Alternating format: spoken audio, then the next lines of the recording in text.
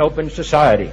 And we are, as a people, inherently and historically opposed to secret societies, to secret oaths, and to secret proceedings. I think a new world order is emerging. An inside job? How dare you?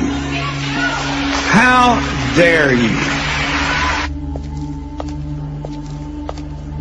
To create, so to say, mass-produced models of human beings arranged in some kind of a scientific caste system. We shall go on to the end. We shall fight with growing confidence and growing strength in the air. We shall never surrender.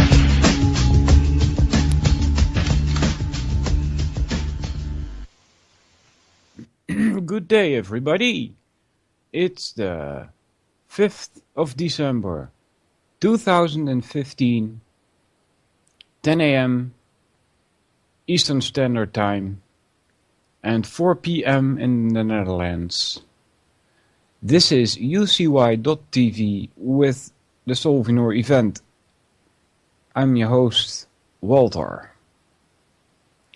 There is the website ucy.tv.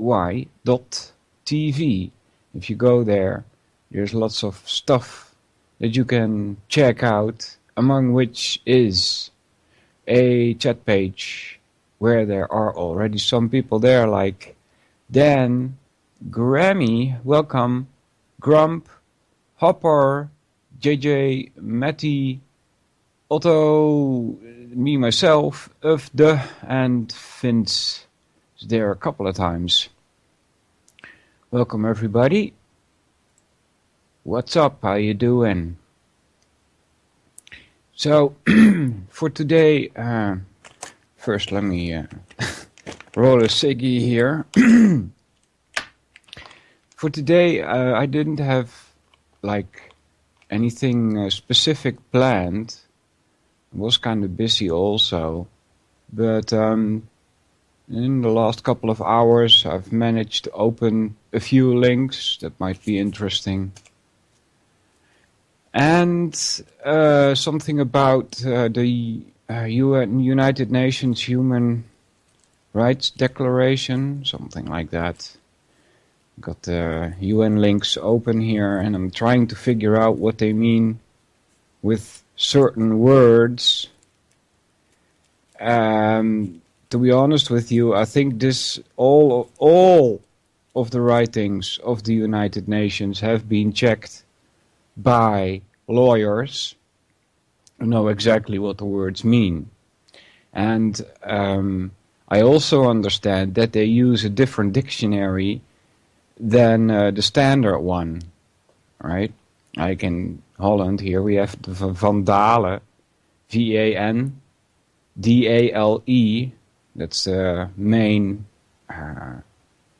dictionary you get when you go to school to learn what words actually mean. So when you read stuff that comes from the United Nations, there's a big chance that you understand differently than what the lawyers actually mean it to say.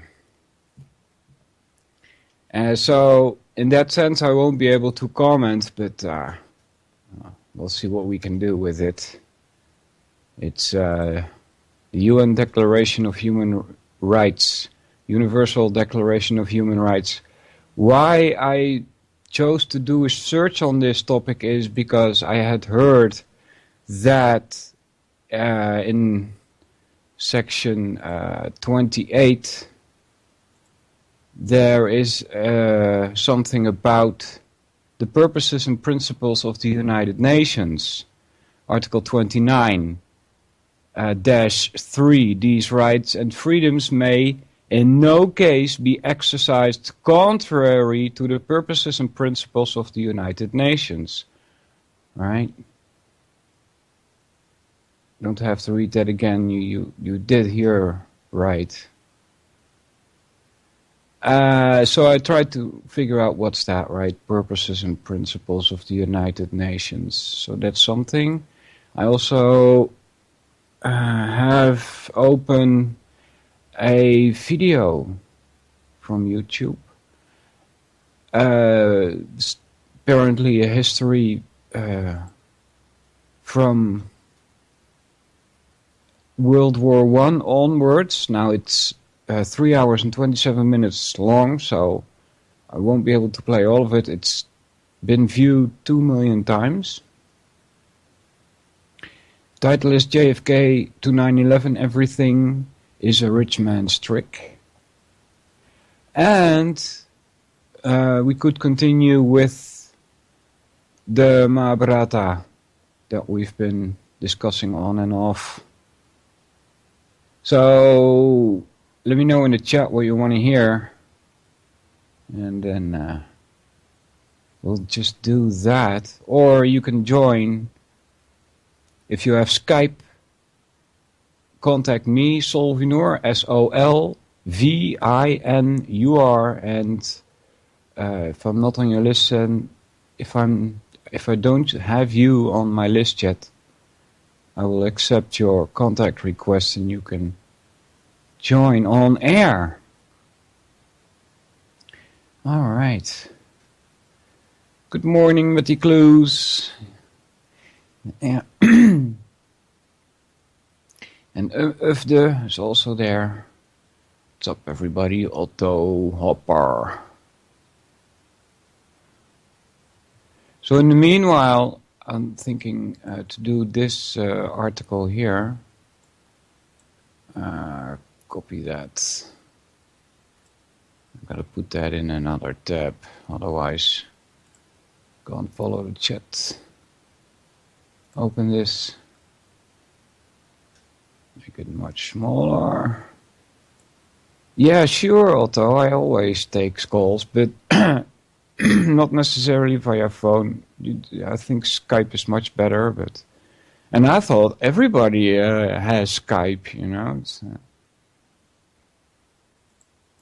Doesn't seem to be the case, though. All right, so I said this was going to happen like years ago, when I first heard of a theory regarding these stripes in the air that don't seem to disappear but grow bigger and bigger until the whole sky is blocking the sun. And that was that it was supposed to combat global warming. And I was like, but wait a minute, I just saw the great global warming swindle.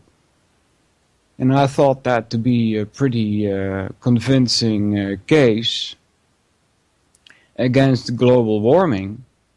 And I'm like, this, why would somebody, you know, in our community, quote unquote, our community, I don't remember where, I think it was somewhere in 9/11 was an inside job, Pal Talk chat room or something, that I heard that. And I think, why would you, you know, use global warming in an argument that you are going to put forth? That didn't make any sense to me. And then later it came to me that the mainstream media is going to use that as a way to promote this idea.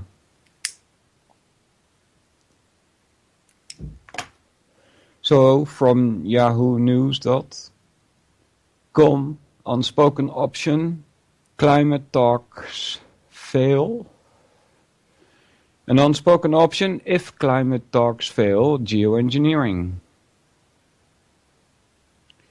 Yeah, I don't like the term geoengineering to begin with. I mean, extracting oil would be geoengineering, or coal. It's engineering the earth, right? Now, of course, the skies is a part of the earth, but I still don't like it. It's a euphemism. I think it should be called chemtrails. As this is part of a job we actually have to create new words. Why? Because all of the words that are used in our language are sustaining the false ideas that are in so many millions people's minds. All right, language is a tool that is used against us. It's to keep us within certain limits of rational thought. And so, new words that we come up with are very useful. So I think chemtrails is just fine. This is from, this is Paris, Associated Press. It's the option climate negotiators here are loath to talk about. As if the climate has a negotiator. I honestly don't believe that we can have such a huge impact on climate as humans. The climate has changed so many times over the millions of years, and man had absolutely nothing to do with that. What if they fail to curb global warming and the environment gets so dangerous that someone decides to do something drastic and play mad scientist? Well, like they're not doing that now? Should nations purposely pollute the planet to try to counteract man-made warming and cool the world? Scientists are pretty sure they can do it, but should they? The issue is called geoengineering.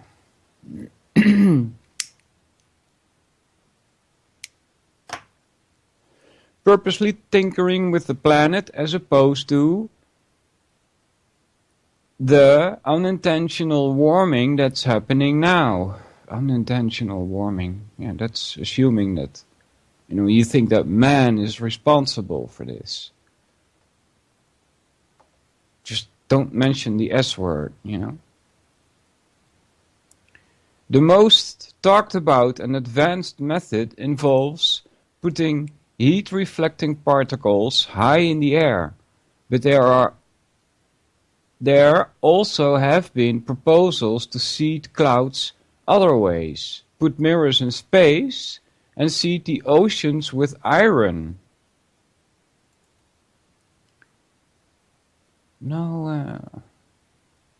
Nobody wants to pick the next topic that I mentioned at the beginning of the show.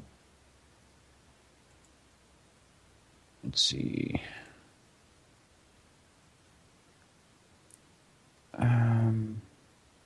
Scientists noticed a temporary but pronounced cooling after the 1991 eruption of Mount Pinatubo in the Philippines. What's in mind would be essentially an artificial and constant man-made volcano with material released by aircraft or cannons. No one is talking about doing it yet, but some scientists want to study it to find about side effects and other issues.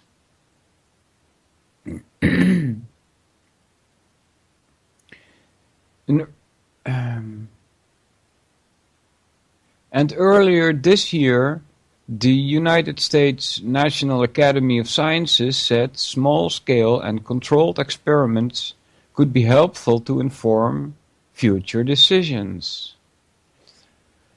Even geoengineering's most ardent research supporters aren't proposing it instead of cutting back heat-trapping emissions from burning fossil fuels, but they say someday it may be needed. However, it doesn't solve all climate change problems, just the temperature part.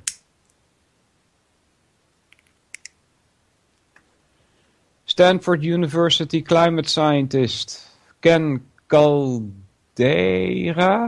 isn't advocating seeding clouds with sulfur particles anytime soon, but he does fear a failure in climate talks and believes that at some point in the future drastic options will look more palatable. Alright, so he isn't advocating it, but that's what, they're apparently thinking about. Seeding clouds with sulfur.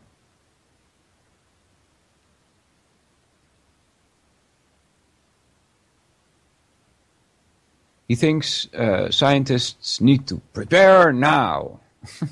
Yeah, I think of it as a kind of symptomatic relief. Caldera said in an interview on the sidelines of the United Nations-led Paris talks. I'm thinking like morphine for the cancer patient. But others inside the negotiations shudder at even talking about the issue. Well, let's accept Rosalind Peterson, who's probably not there at the talk, but she does speak about this at the United Nations.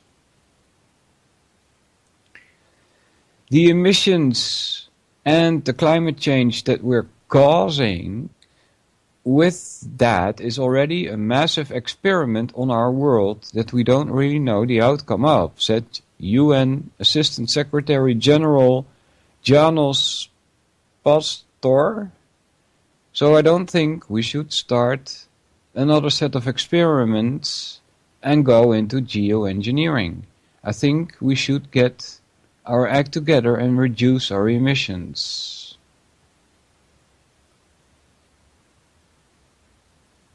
Yeah. Hold on, guys.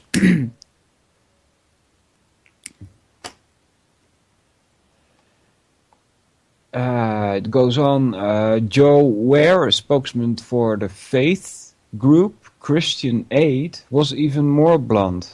So, what does he has to do? What does the faith group Christian Aid have to do with this? What the heck is that anyway? It's probably playing God a bit too much for the faith community, where said Friday, that's his name, W-A-R-E.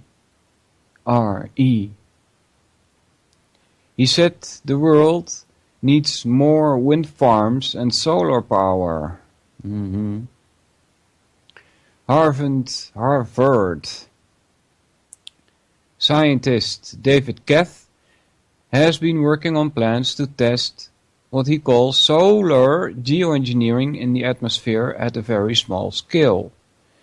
Year 1 would involve balloons putting small amounts of sulfate in the air and tracking changes and side effects. Although he has received interest from private individuals, he has been unable to get the federal government to pay attention, he said. JJ is pasting a link from CBS News about a witness who describes the Bernardine shootings. I'm still puzzled a little bit about this. Usually, and I'm not an expert on this field, but isn't it usually that you have a mass shooting and then these people kill themselves? That's not what happened here, right? As far as I know. Correct me if I'm wrong.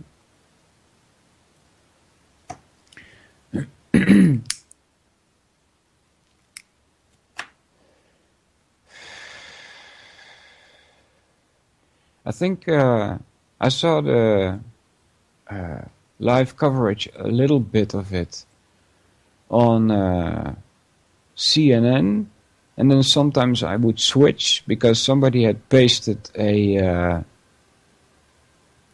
link to the police channel over there. And to be honest with you, that sounded very professional, the police channel. And I mentioned this because if you compare that to the tapes that were released from NORAD around the 9/11 attacks, that's a joke, you know, even compared to this little police channel.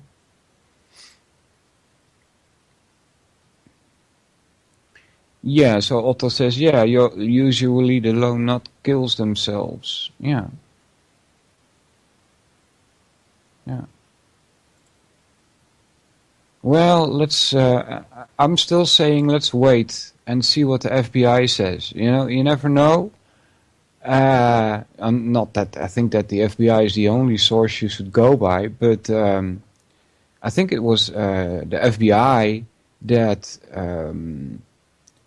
confirms zero death at Sandy Hook, for instance. Right? There was another thing. Osama bin Laden not wanted for 9/11. You know, sometimes you can get things from there that will make all other things irrelevant. You know. So let's wait. That's what I'm thinking. Wait till see what further comes out, then spot contradictions between what was said as it was happening on CNN. It was live, right? Just like 9/11.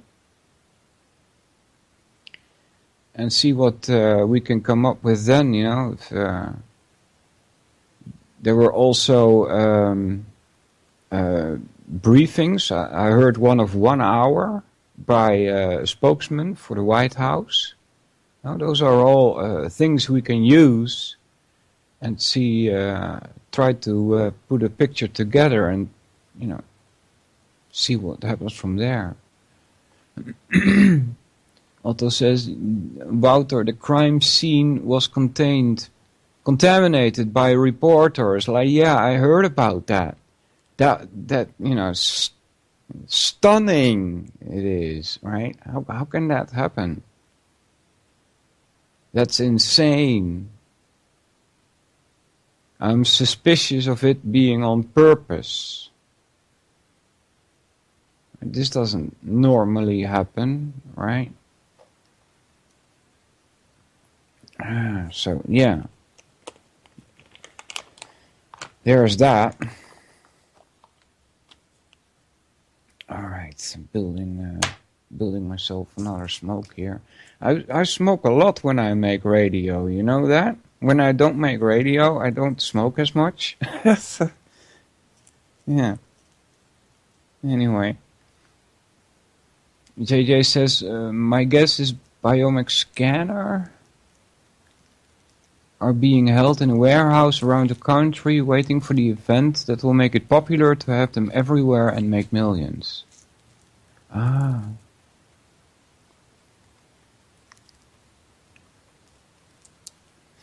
Alright. I also heard stories about it being tried to connect to ISIS. That also doesn't seem likely to me. That they are connected to ISIS.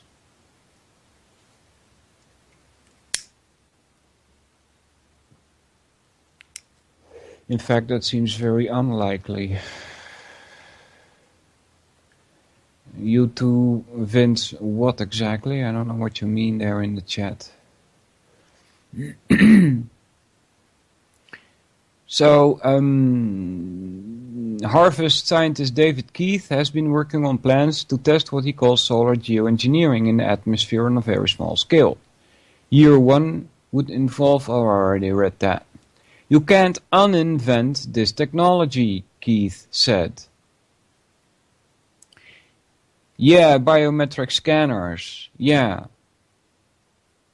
Yeah, I figured they would have already had those all over the place, you know. Yeah. The next generation of our kids will make decisions about this as we deal with climate risk, whatever we do. If we decide not to have a research program, we give them the gift of ignorance. One problem, Keith and others said, is that there are no rules, nationally or internationally, that tell people what they can or cannot do. Excuse me?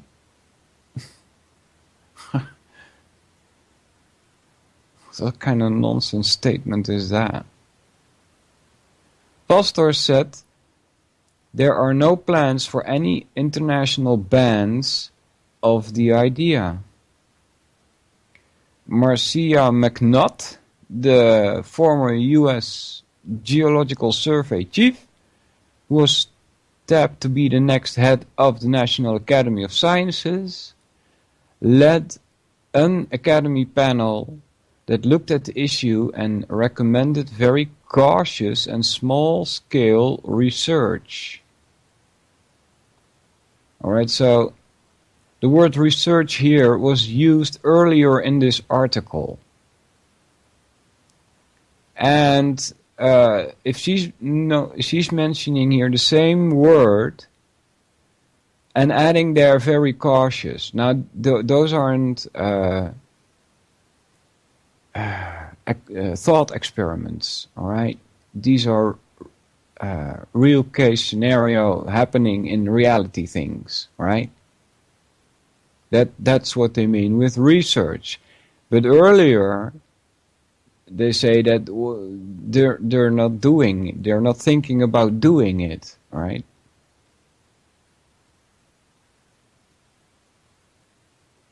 Let's see. So either they're using two different definitions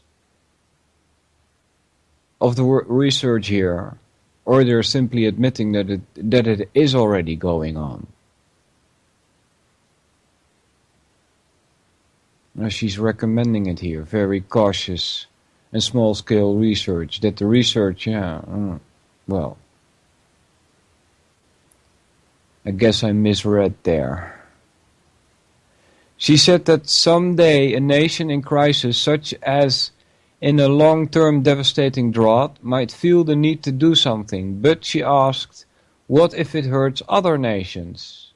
Jeffrey Sachs, director of the Earth Institute at Columbia University, said there's just a plethora of dangerous and unsolved problems that make geoengineering very, very unattractive. Putting sulfates in the world is a tremendously bad idea and is a huge gamble for the world, Sachs said. Dana Fisher, director of the University of Maryland's Program for Society and Environment, said geoengineering seems very American to me. That's because it's an option that doesn't seem to involve sacrifice or change and takes advantage of technology. And then there's a nice one here. Technology makes us happy and sets us free. Yeah, exactly the opposite of what's happening. Fisher said, but there are unintended consequences. Alright, so this was published like 5 hours ago, and there's like almost 600 comments, probably more by now.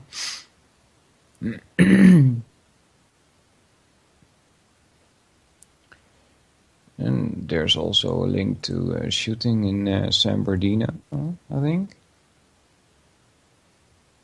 With, I'll put that in the chat in case people want to get that also. just a picture and some text, in case you want to see that.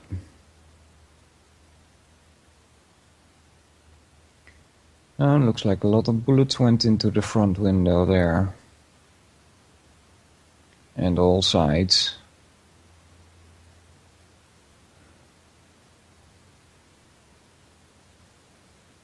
Yeah. The photo they show us, JJ says. Yep. Alright guys, what are we gonna do next? I got the brain open because we left off last week at Francis Bacon, and I did find it in the brain. I'll paste that link in the chat in just a second. And this is I think this is a very good way of doing research.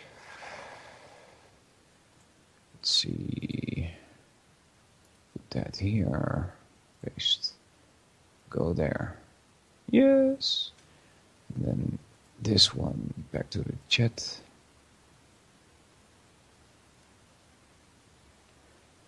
So there's one, or we can do Mahabharata, or JFK to 9/11, or read a very small article about Bolivia declares Israel a terrorist state. It's also there. Alright. Let's see. This is a nice operating tool. Which one should I get? The one I'm giving you doesn't have a search bar, but there is a way to get one.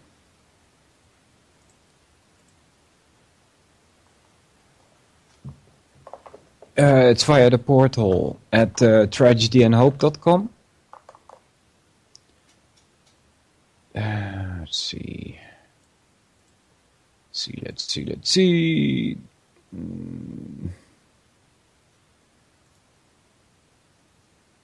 I'll have to open a new one for that, I guess. Tragedy and hope.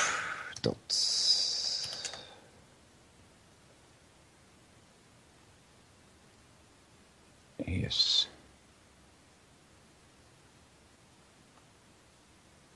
Let's see if the brain is on here.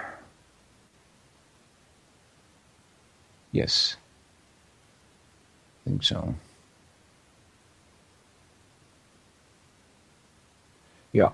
I'll just put this in the chat and people will have to figure the rest out for themselves. Blah, blah, blah. Where the heck is my chat tab? Here it is. There. There's tragedyandhope.com, and then next to Trivium, all the way at the top,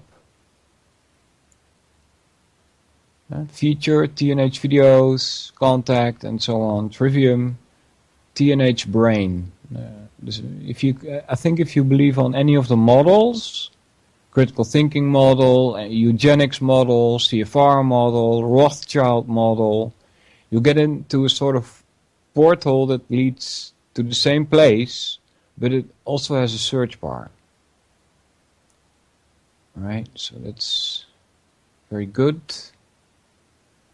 Blah, blah, blah. Go back here. And then if you open that brain, then it's possible that it has sidebars at the top, at the left, at the right, and at the bottom. And you can scroll through those sidebars to see different things. like polymath, secret societies, and mystery schools, those are above. That means that this was before, right? When I clicked Francis Bacon, then before Francis Bacon, there was secret societies and mystery schools, for instance. And so you can scroll through there. It's so full of links. It's amazing. And to the left and to the right are things that are somehow related in any way. Like it may fall under the same umbrella, for instance. And then there's also what's below, and that's after. Right? So in Francis Bacon, in the case is after, is the New Atlantis, which he wrote, then Pragmatism and the New Atlantis by Sir Francis Bacon.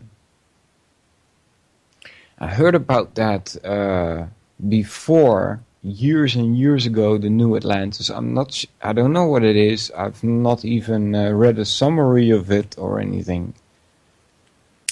So that's something we should maybe check out. It's from 1624.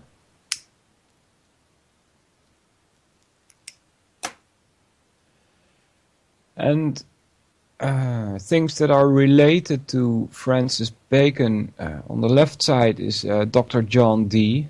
That's also very interesting. Law is related.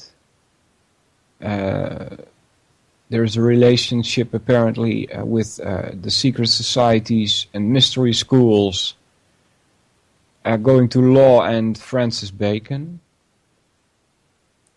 And then there's Queen Elizabeth. If I remember from last week, Francis Bacon did indeed see her. Then there's Tabula Rasa. I have no clue what that is. And also Age of Enlightenment.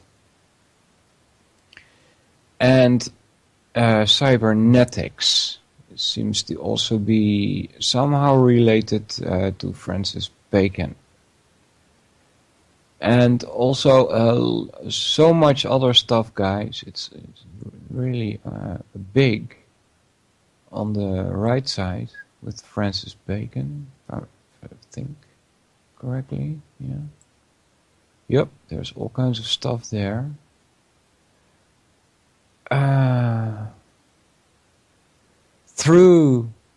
Via the secret societies and mystery schools, there's Leviathan by Thomas Hobbes, The Club, Secret Society, 3 to 2, The Order of Skull and Bones, established in 1832. Admiral High Sinclair, KCB, Albert Pike, or the Admiral, I'm not sure. Seems like Albert Pike. Yeah, of course, he's associated with secret societies and mystery schools. So that's one of the reasons why I thought that Francis Bacon was an interesting figure, because he was tied to this secret societies and mystery schools. However, I still don't know how that is, what he was doing. Was he an alchemist or what? I don't know. It says statesman philosopher at the article in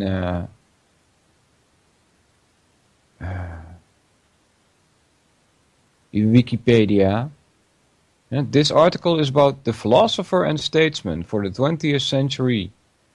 Painter, see Francis Bacon the painter. That's another Francis Bacon, right? So that's a contradiction in terms to me, though. Philosopher and statesman, right? If you think about what the state is, then you would not be a statesman as a philosopher. And now there's another reason why, I call them traitors. In the old days, it was very common for kings and emperors to have philosophers at their side as kind of advisor. In the case of Dhritarashtra, this was Vidura.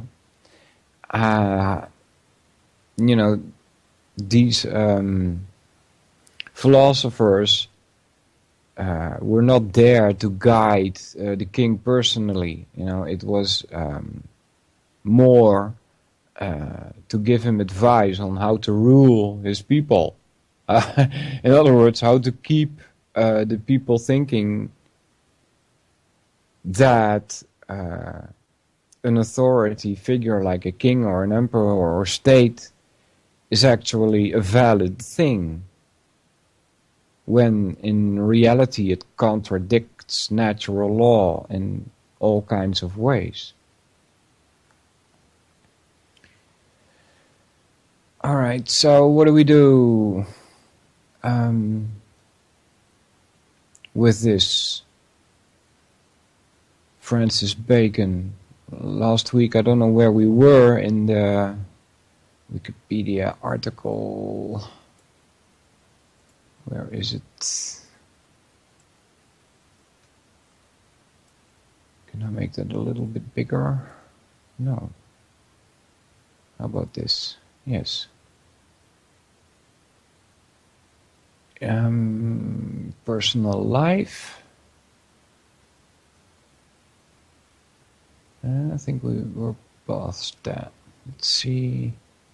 Science. Bacon's ideas were influential in the 1630s and 1650s among scholars, in particular Sir Thomas Browne, who in his Encyclopedia Pseudodoxia Epidemica from 1646 to 1672 frequently adhered to a Baconian approach to his scientific inquiries. During the Restoration, that's a historical period, I remember from school.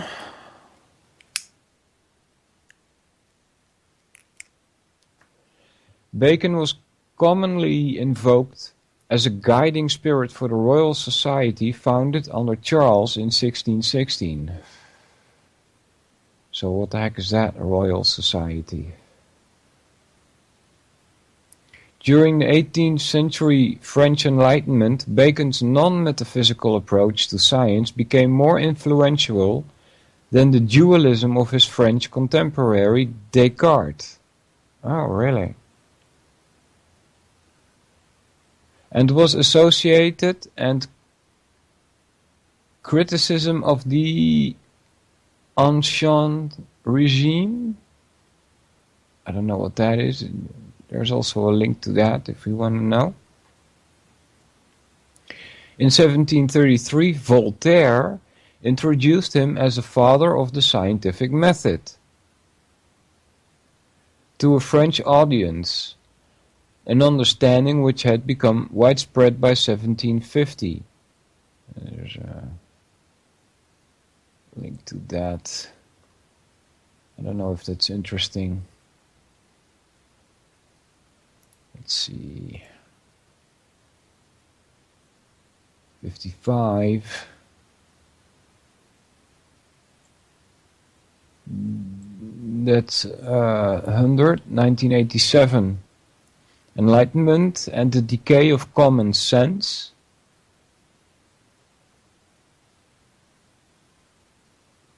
The foundation for social science? I don't know what this is.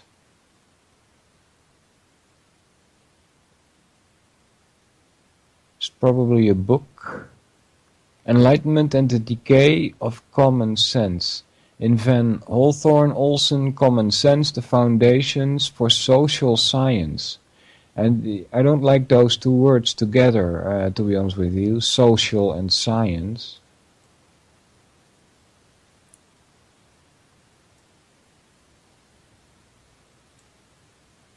I think social is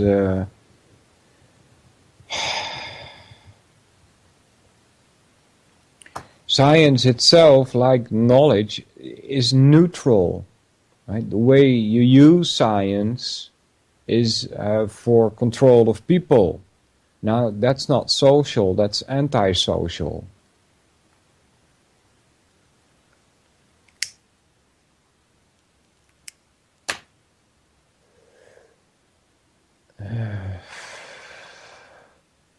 Anyway, by 1750, in the 19th century, his emphasis on induction was revived and developed by William Whewell, among others. He has been reputed as the father of experimental science. He also wrote a long treatise on medicine, history of life and death, with natural and experimental observations for the prolongation of life. Oh, didn't Jules just cover that also? See how long they're already busy with that? One of his biographers, the historian William Hepworth Dixon, states, Bacon's influence in the modern world is so great that every man who rides a train, sends a telegram, follows a steam plow, sits in an easy chair, crosses a channel or the Atlantic, eats a good dinner, enjoys a beautiful garden, or undergoes a painless surgical operation, owes him something. Ah. So that's how great Bacon's influence is, actually, according to Wikipedia.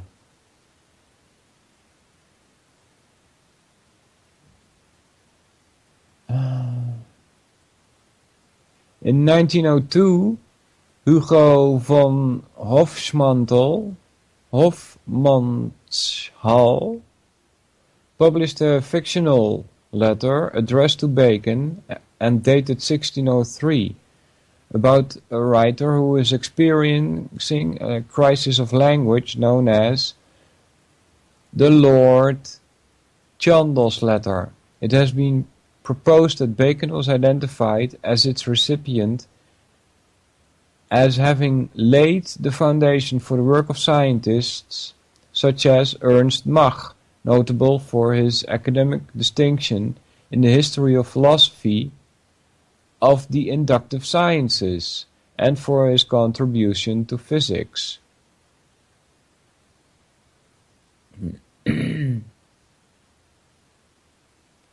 Bacon played a leading role in establishing the British colonies in North America.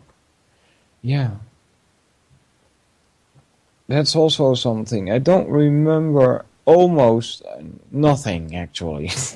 Almost. From school years, first 6, that is. But I remember that Bacon was mentioned somehow in the history lessons. We got a lot of history lessons in my day. It wasn't... some things were not set. When I went to school the first 6 years, I knew we were going to get math and Dutch language, for instance, but other things were not set, and sometimes a lot of the other times that you didn't actually know what was going to happen, it would be a history lesson. There was a lot of time being thrown at that, but they didn't explain any of these events that happened as being linked together in some way or another. Like, for instance, banks funding two sides.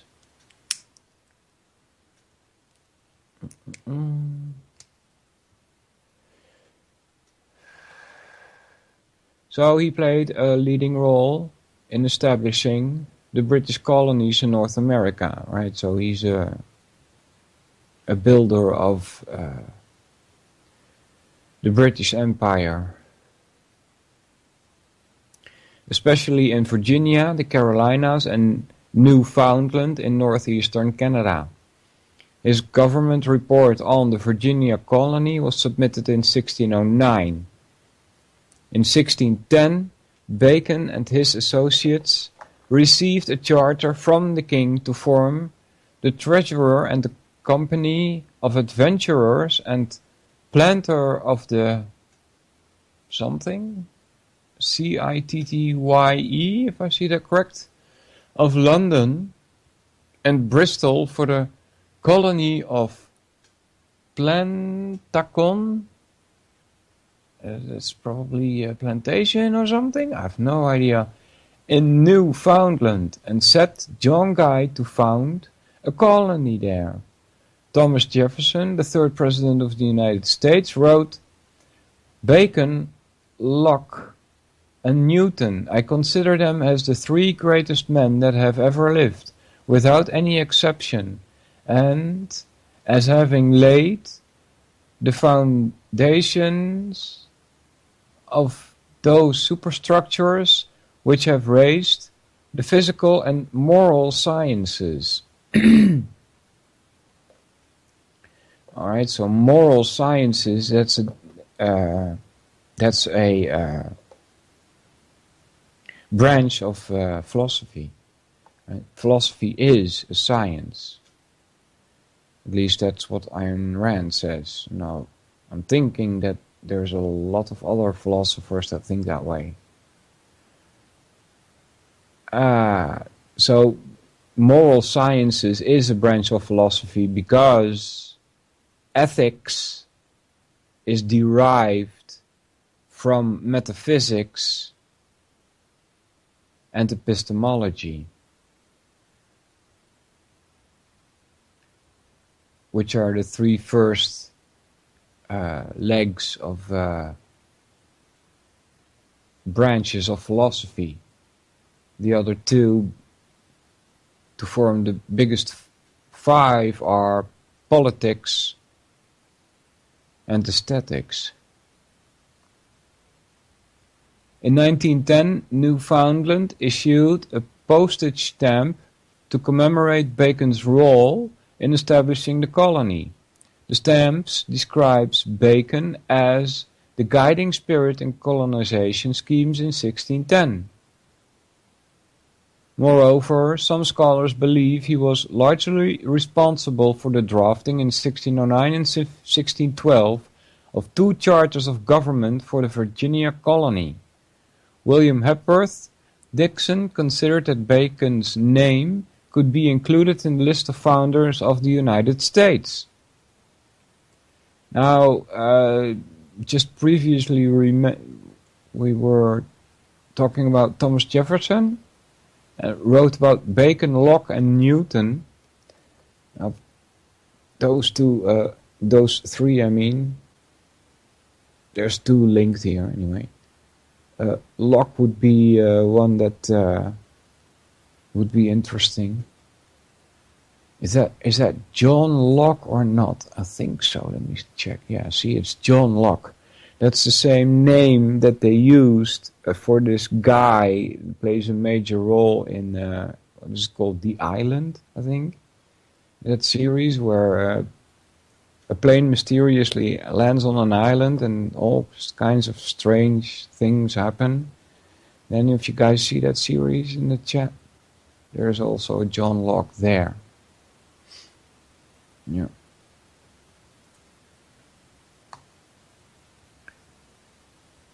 Blah, blah. Where were we?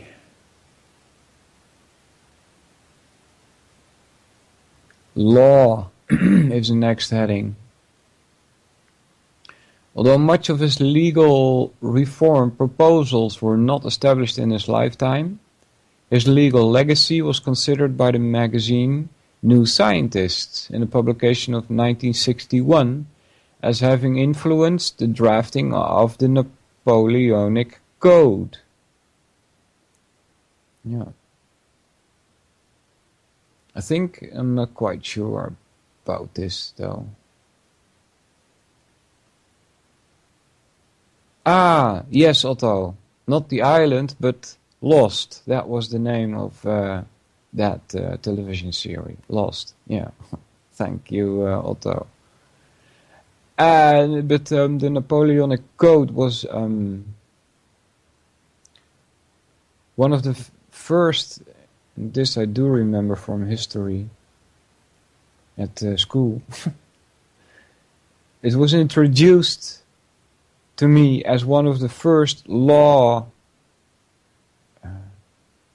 that told you what you can do, and that if you don't do them, then you're breaking the law, as opposed to a set of laws that tells you what you cannot do, and then when you do them, you're considered to be breaking the law. Alright, so obviously Napoleonic Code is much worse than the other, and both are questionable, of course, because the word law in itself implies a body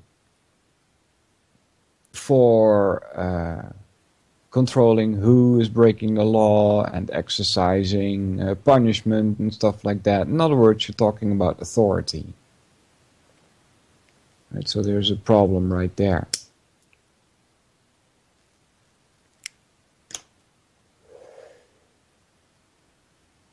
Read Locke and Rose's Most Dangerous Superstition to know why authority is a myth.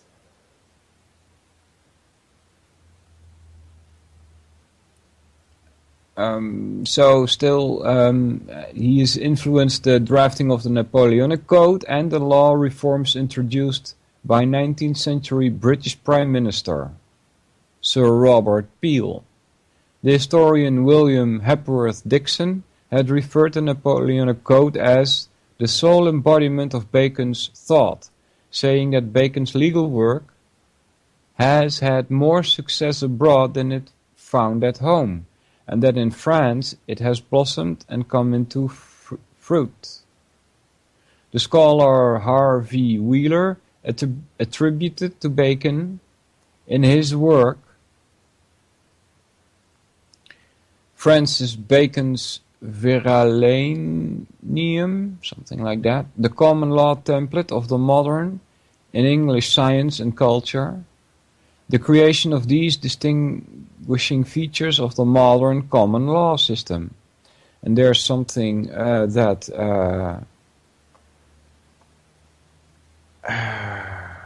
I don't know who said it, but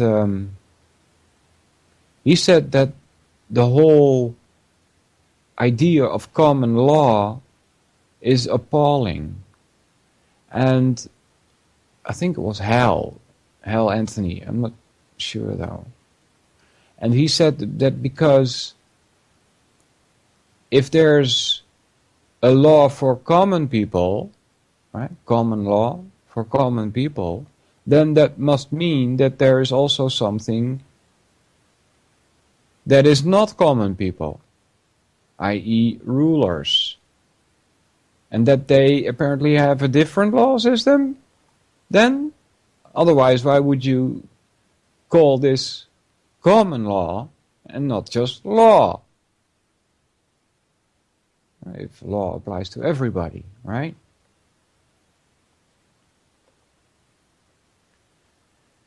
Using cases as repository of evidence about the unwritten law. That's how this article just continues, with a dot in front of it. I don't know exactly what that's supposed to mean. Determining the relevance of precedents by exclusionary principle of evidence and logic,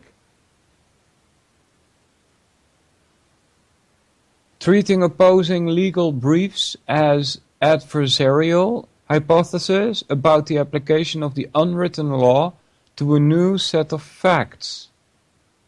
Alright, I have no clue what that is and whatever unwritten law is supposed to be.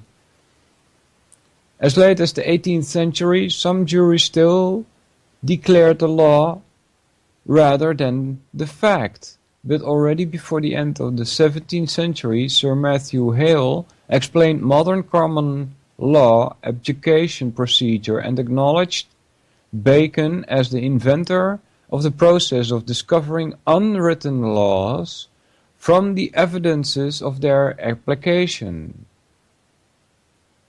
The method combined empiricism and inductivism in a new way that was to imprint its signature on many of the distinctive features of modern English society.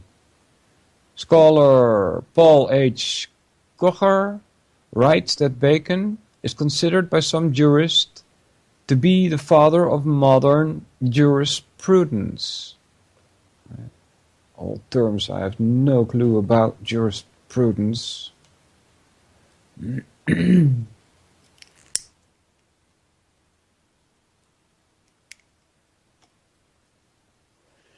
Hey Tomato, welcome everybody. This is the second hour of the Solvinur Event. If you want to join, you can reach me via Skype. Solvinur, S-O-L-V-I-M-U from V-I-N-U-R. I was reading the chat. Iota, what am I reading from? I was reading from Wikipedia Francis Bacon, which I got to via Richard Grove's The Brain Model. I will give you the link in the chat. Copy that. There's other things, interesting links we can go to. Hey Dan. So, if you want to know something about Albert Pike or New Atlantis or secret societies or whatever, Dr. John Dee, that's one we could do. See what we get. That's an interesting one. I think we'll do Dr. John Dee. Alright. Because we're kind of done with Bacon, I think. Bacon and Shakespeare. But it's very short. Occult hypothesis still from Bacon. Alright, let's see what that says. Whoops, wrong one. Click, click. Francis Bacon often gathered with the men at... Hold on, let me adjust... there we go. Yeah, I adjusted it, but it also sprang a bit. Here. Often gathered with men at Gray's Inn. That's a term we came across before, I think, to discuss politics and philosophy. Politics is a branch of philosophy. And to try out various theatrical scenes that he omitted writing. Bacon's alleged connection to the Rosicrucians and the Freemasons has been widely discussed by authors and scholars in many books. Let's see.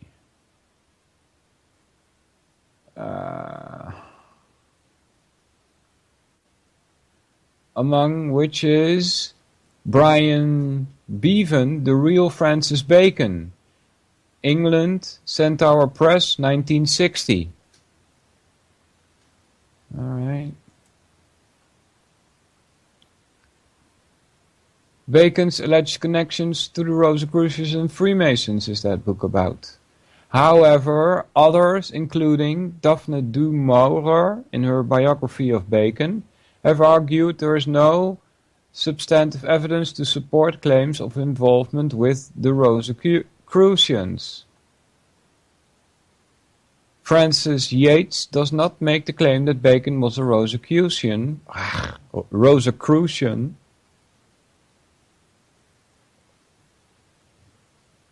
That is one of the things, RC Christian, that Rosicrucian Christian, that tipped me off about the Georgia Guidestones. Insanity.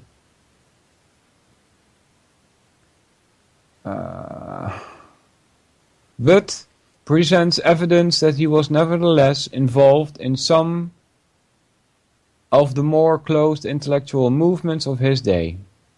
She argues that Bacon's movement for the advancement of learning was closely connected with the German Rosicrucian movement, while Bacon's New Atlantis portrays a land ruled by Rosicrucians.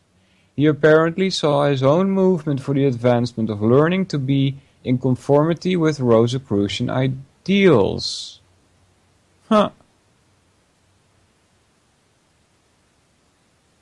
link between Bacon's work and the Rosicrucian ideals, guess I need to smoke another cigarette, which Yates allegedly found, was the conformity of the purposes expressed by the Rosicrucian manifestos, which is another link you can click, and Bacon's plan of a great instauration. What the heck is an instauration? For the two were calling for a reformation of both divine and human understanding. Divine understanding, is that something like subjectivism?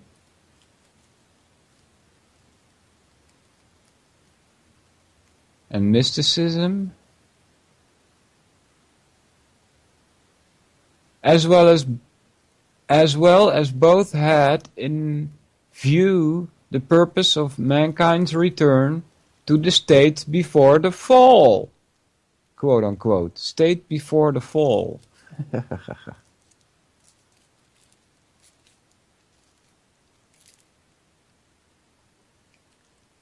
Oh, did he? That's an astute observation, Otto. John Locke killed pigs in Lost. Talking about Bacon. Yeah. And the brain says they are linked in some kind of way. State before the fall. So in other words, this is one of the clues that scientists those days, they were still obliged to include God in their scientific research. Otherwise, the church isn't going to have it. Power of the church. That's why it says state before the fall. There's no other reason.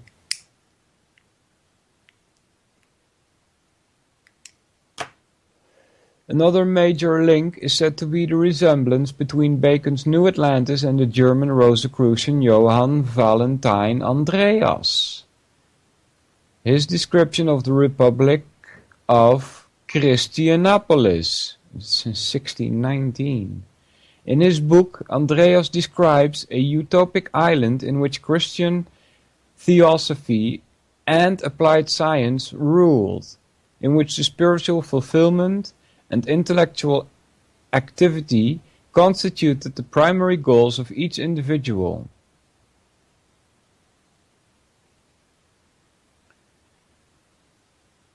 The scientist pursues being the highest intellectual calling, linked to the achievement of spiritual perfection.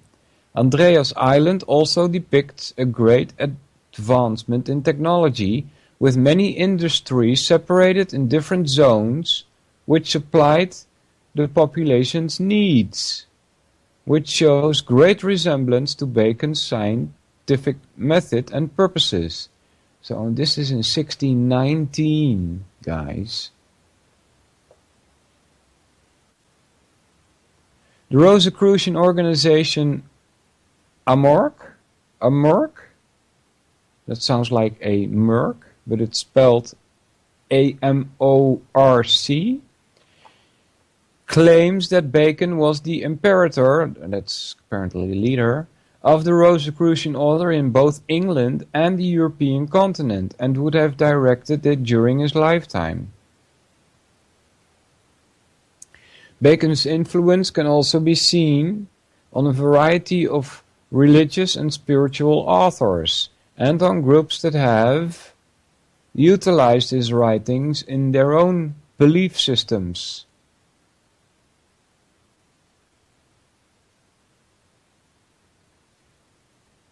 All right, that was Francis Bacon. Let's see. Among the things that he is linked to, some. Oh. How do I get that back to what it was? Oh, that's a way to get a search bar, but I don't know how I did it, because I clicked on something, but I don't know what I did, because I meant to click on the scroll bar. Alan Dulles, do I see coming back here? It's an interesting figure. Just saw a documentary about him, and his influence still lingering on today.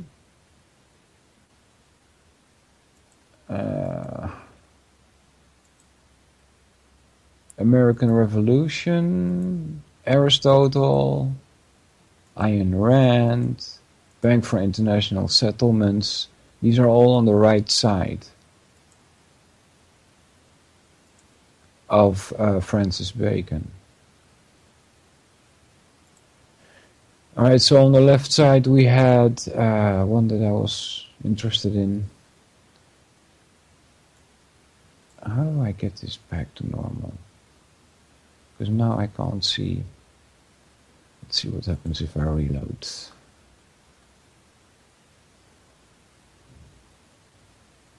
Yep, there we go.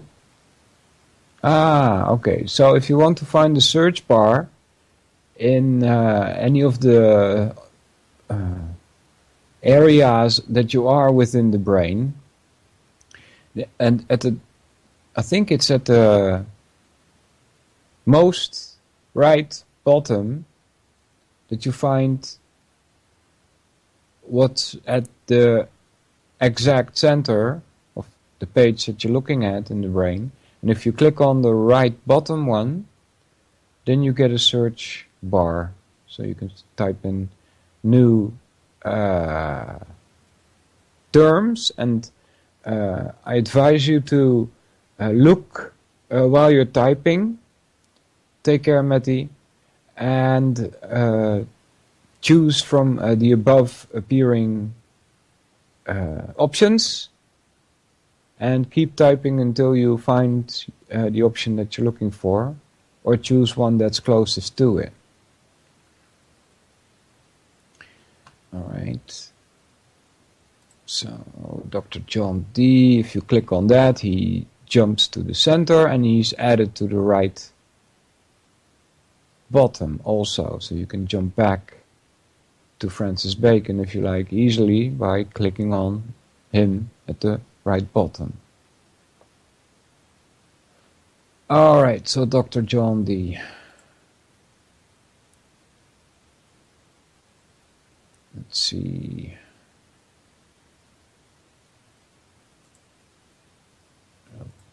Oops.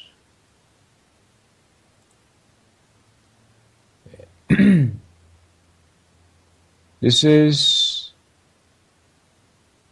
13 July 1527 to 1608 or 1609 is when John Dee was alive.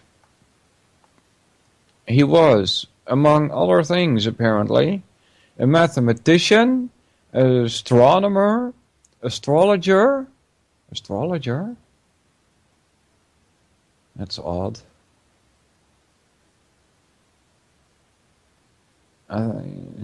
Astronomer, okay, that's the seventh art of the seven liberal arts. Mathematician being the fourth one, so, But astrology?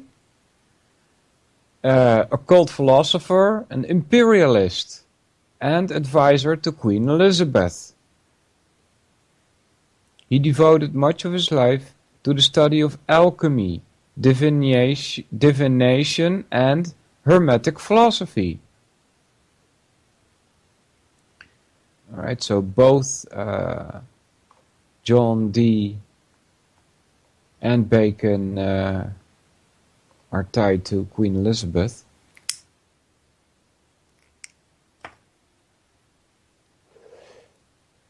Dee straddled the world of science and magic just as they were becoming distinguishable. One of the most learned men of his age, he had been invited to lecture on geometry of Euclid at the University of Paris while still in his early 20s. Dee was an ardent promoter of mathematics and a respected astronomer, as well as a leading expert in navigation, having trained many of those who would conduct England's voyages of discovery. That this has come up about astronomy and navigation, I remember this thing about the sun cycles, and that we found out that they found out over 5,000 years ago, maybe even 10,000 years ago, they knew that we were having a 26,000 year sun cycle because of the earth wobble, right? And I found out that that's not something that you need 26,000 years for to see that cycle. If you're using the seven liberal arts, you can actually figure that out. That's why math and astronomy come together, you see?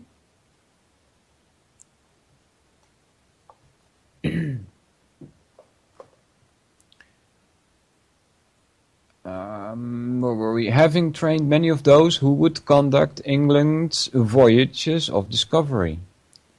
Simultaneously with these efforts, Dee immersed himself in the worlds of magic, astrology, and Hermetic philosophy. Now, that's one we may need to tackle at some point, Hermetic philosophy. Yeah, that's probably a good idea. Do I get that here? Not like that. No. See? Need to copy that. Copy. Yes, go away. Then paste it here. Go there. Okay. He devoted much time and effort in the last 30 years or so of his life, attempting to commune with angels and demons in order to learn the universal language of creation and bring about the pre-apocalyptic unity of mankind. Pfft, that's a mouthful.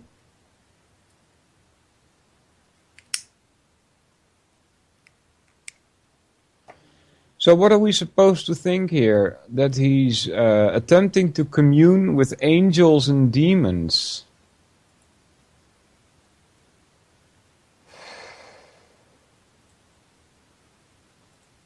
Remember what what springs to memory is Gene O'Denning, who told us that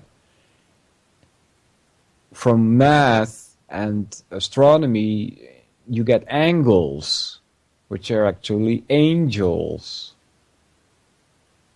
Right? So, but what about the demons?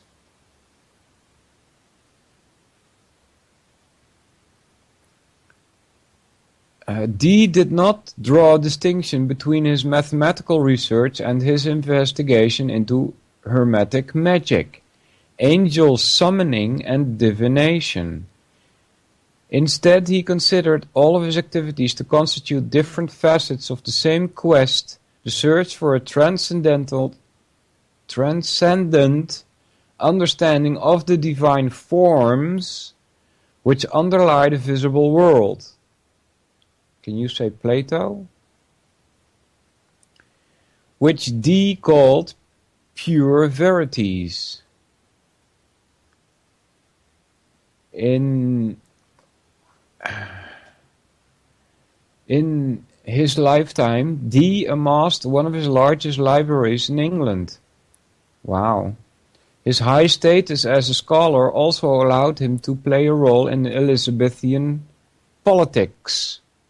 He served as an occasional advisor and tutor to Elizabeth I and nurtured relationships with her ministers Francis Walsingham and William Cecil. Dee also tutored and enjoyed patronage relationships with Sir Philip Sidney, his uncle Robert Dudley, 1st Earl of Leicester, and Edward Dyer. He also enjoyed patronage from Sir Christopher Hatton.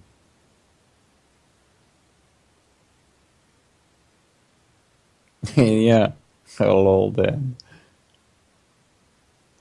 Dee was born in Tower Ward, London, to Roland Dee of Welsh descent and Johanna Wilde. His surname Dee derived from the Welsh Dew, which means black, apparently. His grandfather was Bedo Dew of Nant y Grws, something like that, Piliath, Renfrewshire, and John retained his connection with the locality. His father Roland was a mercer, it's probably merchant, I'm not sure, and gentleman courtier to Henry VIII, I think. John Dee claimed to be a descendant of Rhodri the Great, Prince of Wales, and constructed a pedigree showing his descent from Rhodri. Dee's family arrived in London in the wake of Henry Tudor's coronation as Henry VII. Jane Dee was the daughter of William Wilde. Dee attended the Chelmsford Charity School, Chantry School, from 1535. That's now the King Edward VI Grammar School. Then, from November 1542 to 1540-something, St. John's College, Cambridge. His great abilities were recognized. This sentence doesn't quite fit. And he was made a founding fellow of Trinity College, where the clever stage effects he produced for a production of Aristophanes' piece procured him the reputation of being a magician that clung to him through life. Alright. So that's interesting. Stage effects produced. And then people think he's a magician. When in fact he's probably using the science that was available to him.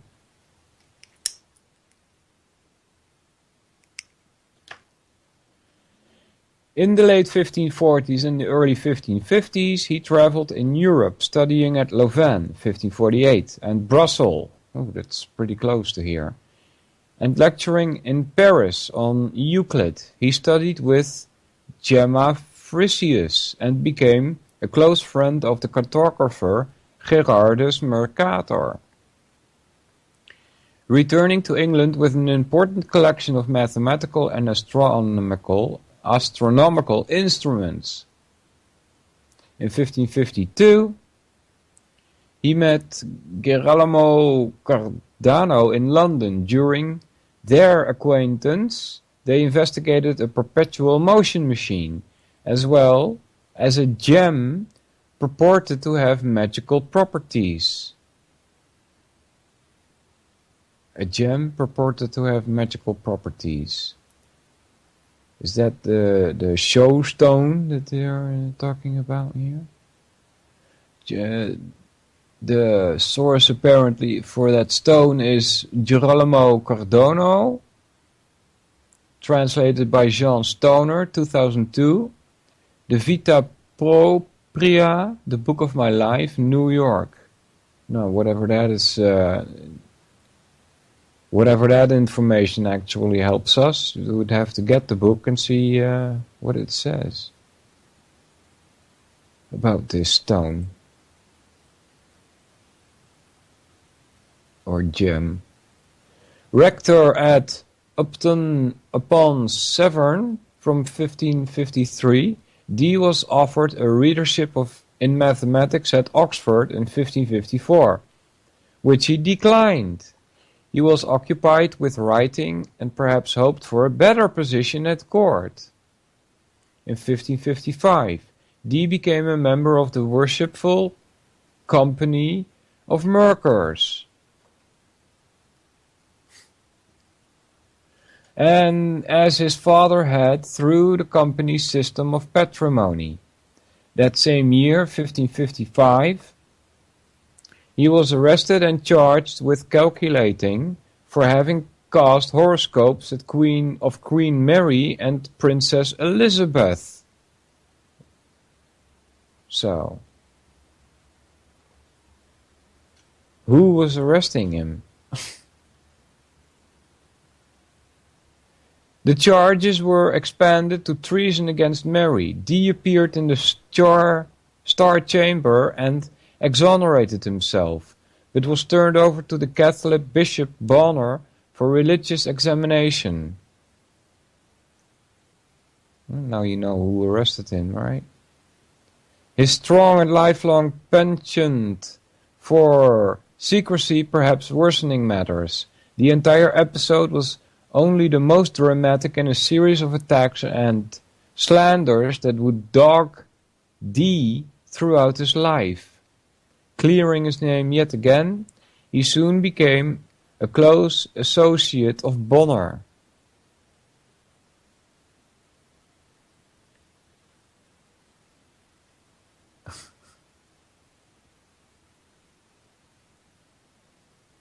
Hey, EDF.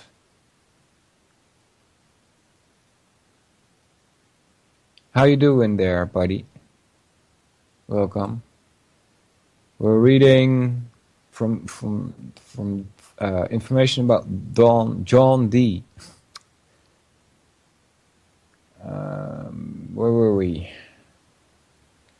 Dee presented Queen Mary with a visionary plan for the preservation of old books, manuscripts and records, and the founding of a national library. In 1556, but his proposal was not taken up. Instead,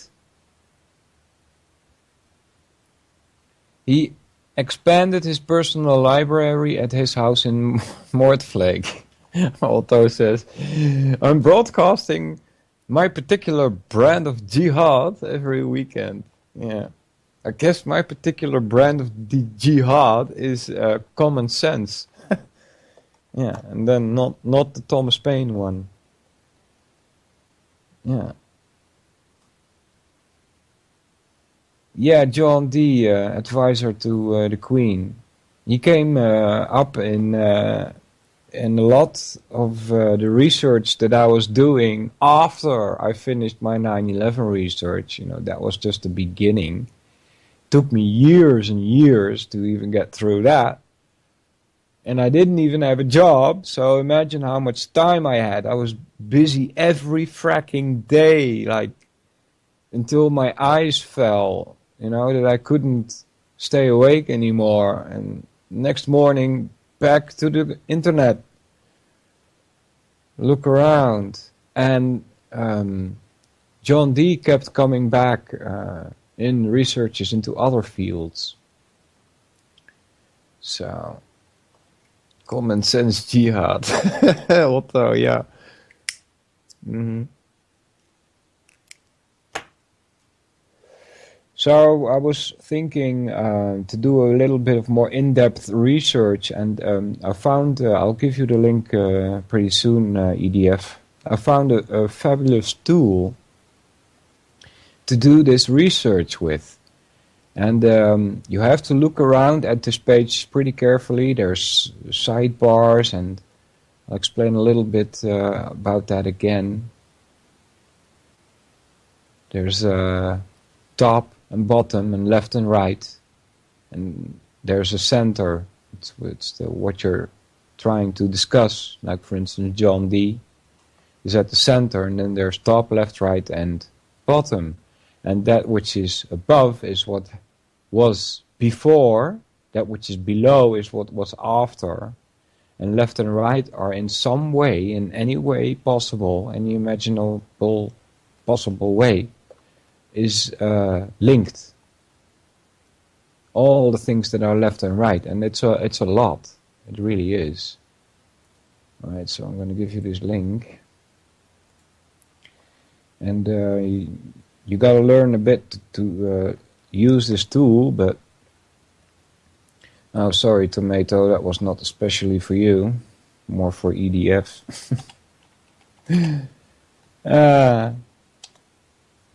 But that's a useful tool to do more in-depth investigation. And it also helps to, in your own mind, make connections which light up reality. Yeah. All right. Where were we? Still in John Dee. Let's see. When Elizabeth took the throne in 1558, Dee became her trusted advisor and astrological and advisor on astrological and scientific matters, choosing Elizabeth's coronation date himself. For the 50, yeah, and that's also very Indian, this astrology thing, choosing dates for coronation, choosing dates for getting married. This is all Indian rooted, as far as maybe Chinese, but I just don't know much about China, so especially the history.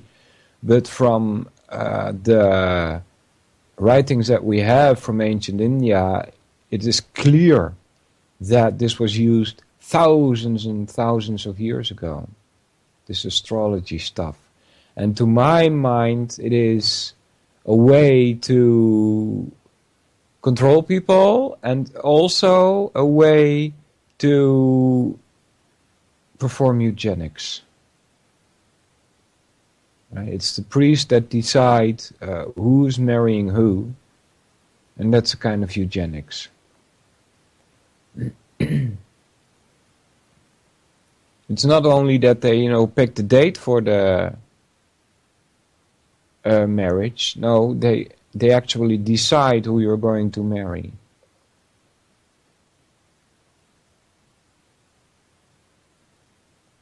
Okay. Let's see, where were we?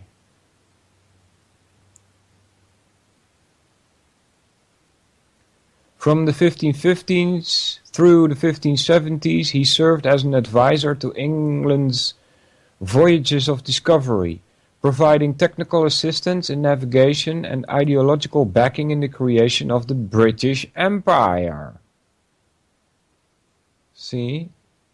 Now we know both of those figures, Francis and Bacon, are tied to the creation of the British Empire.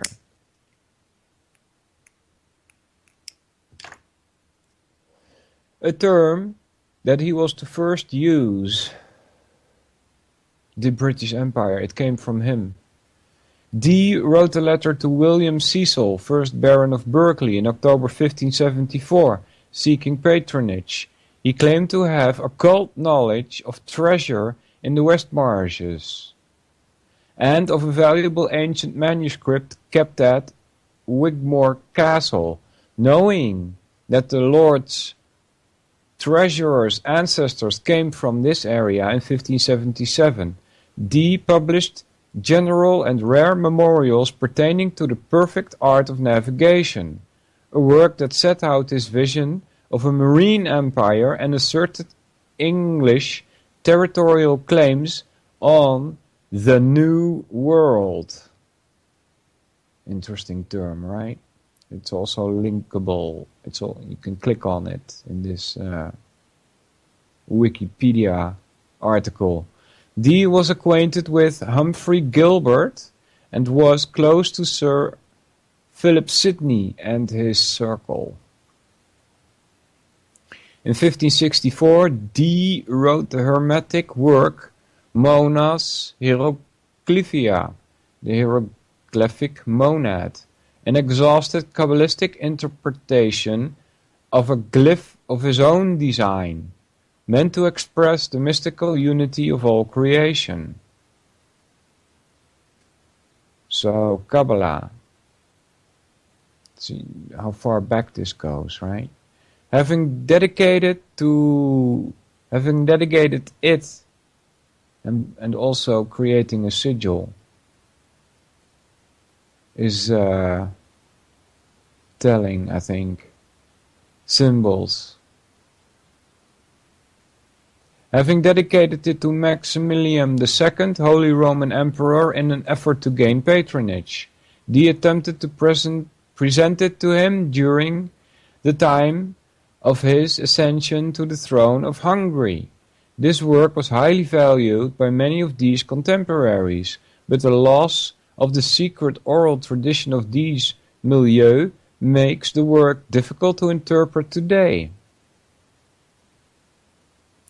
He published a mathematical preface to Henry Billingsley's English translation of Euclid Elements in 1570, arguing the central importance of mathematics and outlining mathematics' influence on the other arts and sciences. Yeah. Intended for an audience outside the universities. It provided to be Dee's most widely influential and frequently reprinted work. So let's try and read this again.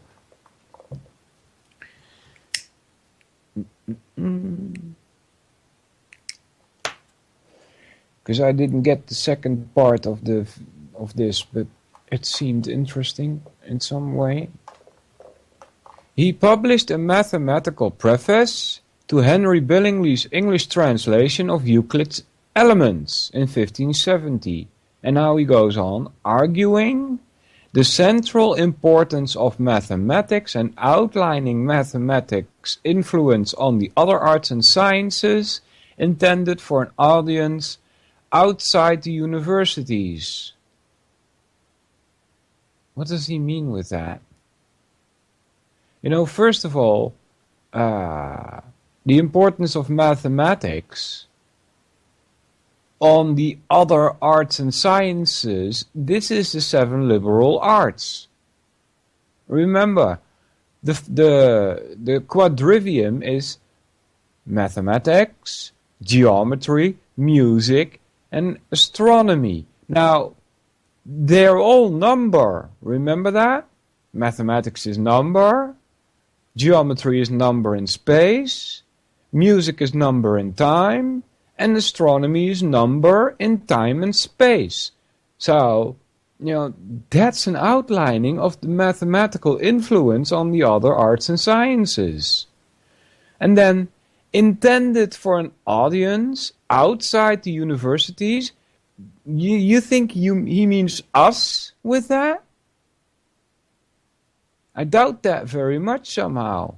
If this is indeed what was said, intended for an audience outside the universities, this must have been higher than university. Yeah, EDF. Trivium and quadrivium. You grew up on that stuff. Oh, then you should call in and tell us about it.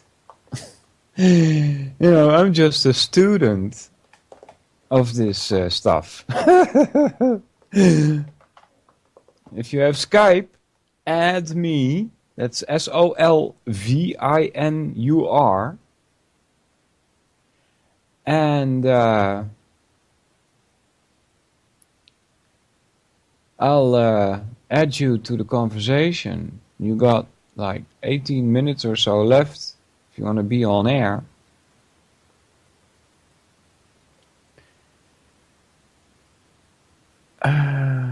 By the early 1580s, Dee was growing dissatisfied with his progress in learning the secrets of nature, as well as his failing influence and recognition in court circles. Failure of his proposed calendar revision, imperial recommendations and ambivalent results for exploration of North America had nearly brought his hopes of political patronage to an end. As a result, he began a more energetic turn towards the supernatural as a means to acquiring knowledge. Specifically, he sought to contact spirits through the use of a scryer, a crystal gazer. This is probably what Dee Showstone is about. It would be a way of scrying.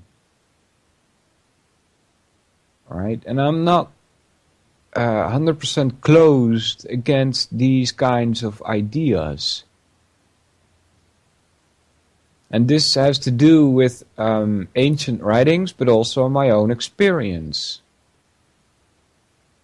That there are other ways besides your five senses, other ways besides your five senses, that you can gather information.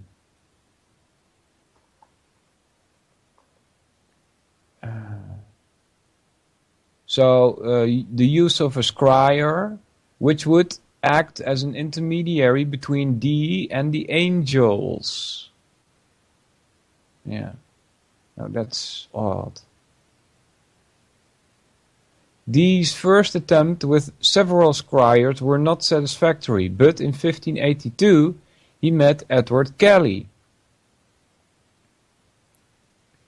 then going under the name of Edward Talbot to disguise his conviction for coining or forgery, who impressed him greatly with his abilities.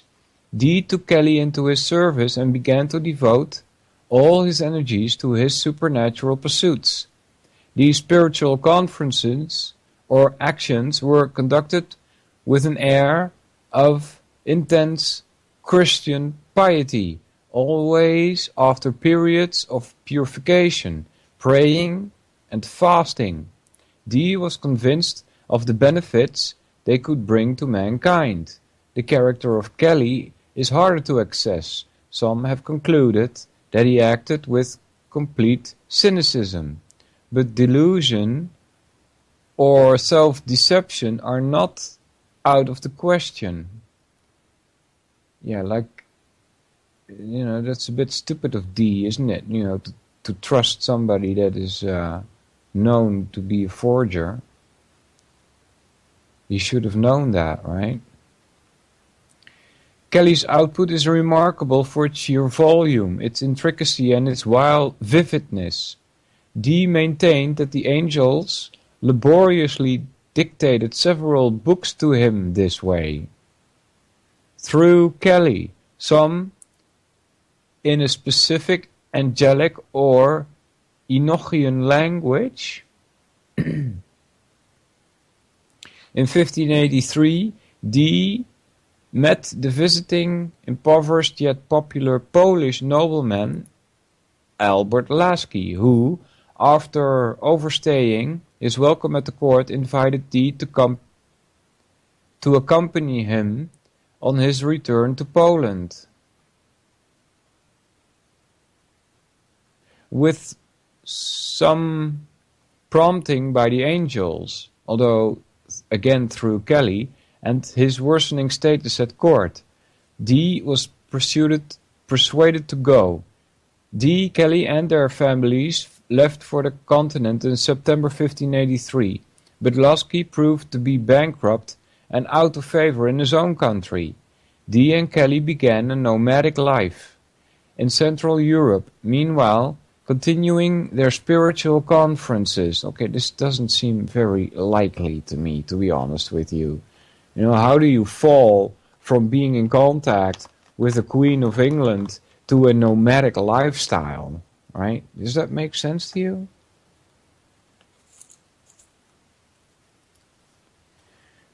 Which Dee recorded meticulously in his diaries and almanacs. They had audiences with Emperor Rudolph in Prague Castle and King Stephen Battery. Is that what's considered a nomadic lifestyle, traveling from castle to castle, or what? And King Stephen whatever, of Poland, whom they attempted to convince of the importance of angelic communication. The meeting with the Polish king, Stefan Beltory, took place at the royal castle of Nepomucene, something like that, near Krakow, then the capital of Poland, and was later widely analyzed by Polish historians. Roman Zalewski, among others, and writers. While generally Dee was accepted him, that sentence needs to be rewritten. While generally Dee was accepted him as a man of wide and deep knowledge, they mistrusted his connection with the English monarch, Elizabeth I. They could not be sure that their meetings were without political ramifications. Some thought, and still do, that Dee was in fact a spy for the British monarch. Now, that seems more likely, right? From having contact with the Queen, being her advisor and all, to being a spy instead of leading a nomadic life. Nevertheless, the Polish king thought a devout Catholic and very cautious of supernatural media, began their meetings with the affirmation that any prophetic revelations must be in keeping with the teachings of Jesus Christ. Alright, the mission of the Holy Catholic Church and the approval of the Pope. Now that's interesting. Since the Pope and Jesus Christ kind of don't mix. In 1587, during a spiritual conference in Bohemia, Kelly informed Dee that the angel Uriel, that's one that's used in games as well, had ordered the men to share all their possessions, including their wives. By this time, Kelly had gained some renown as an alchemist and, in fact, was more sought after than Dee in this regard. This was a line of work that had prospects for serious and long-term financial gain, especially among the royal families of Central Europe. Dee, on the other hand, was more interested in communicating with angels, whom he believed would help him solve the mysteries of the heavens through mathematics, optics, astrology, science, and navigation. He should have made that astronomy instead of astrology. It may be that Kelly, in fact, wished to end Dee's dependence on him as a scryer for their increasingly lengthy and frequent spiritual conferences. The order for wife-sharing caused Dee great anguish, but he apparently did not doubt its genuineness. They apparently did share wives. However, Dee broke off the conferences immediately afterward. Dee returned to England in 1589. Kelly went on to be the alchemist for Emperor Rudolph II. 9 months later, on February 28, 1588, a son was born to Dee's wife, whom Dee baptized Theodorus Trebonianus Dee and raised him as his own. It is possible that this was the child of Kelly Dee. Dee was 60 at the time. Edward Kelly was 32. All right.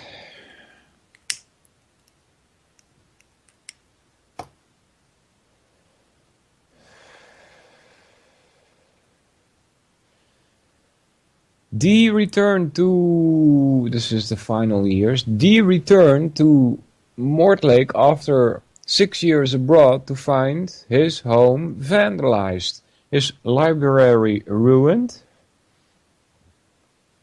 and many of his prized books and instruments stolen. Furthermore, Dee found that increasing criticism of occult practices had made England even more inhospitable to his magical practices and natural philosophy. Dee sought support from Elizabeth, who hoped he could persuade Kelly to return and ease England's economic burdens through alchemy. She finally appointed Dee warden of Christ's College, Manchester in 1595. This former college of priests had been re-established as a Protestant institution by a royal charter of 1578. However, he could not exert much control over the fellows of that college, who despised or cheated him. Early in his tenure, he was consulted on the demonic possession of 7 children, but took little interest in the matter, although he did allow those involved to consult his still extensive library. He left Manchester in 1605 to return to London. However, he remained warden until his death. By that time, Elizabeth was dead, and James I provided no support. Dee spent his final years in poverty at Mortlake, forced to sell off various of his possessions to support himself and his daughter.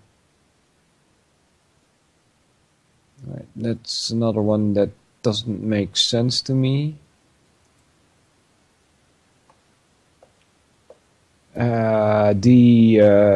Spending his final years living in poverty, forced to sell off various of his possessions, right? Now, these possessions are priceless, even in those days.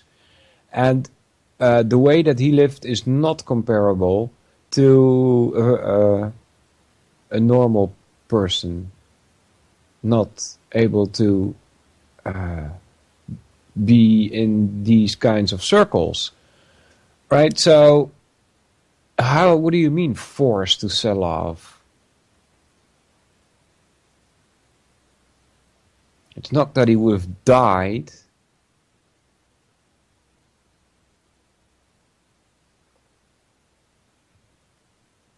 You know, the lifestyle of persons like that is uncomparable.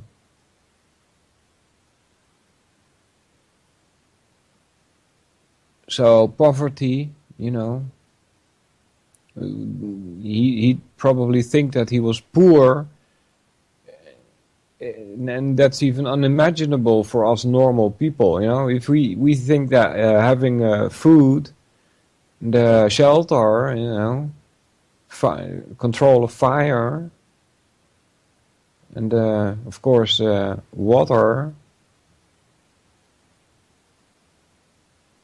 you know, think that those are the things that you need to survive, right? On the other hand, today, if you imagine all the phones not working, how many people do you think will go nuts?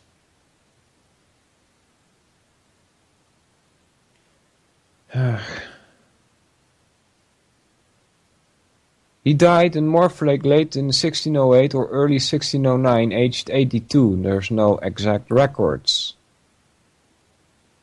as both the parish register and Dee's gravestone are missing. In 2013, a memorial plate to Dee was placed on the south wall of the present church.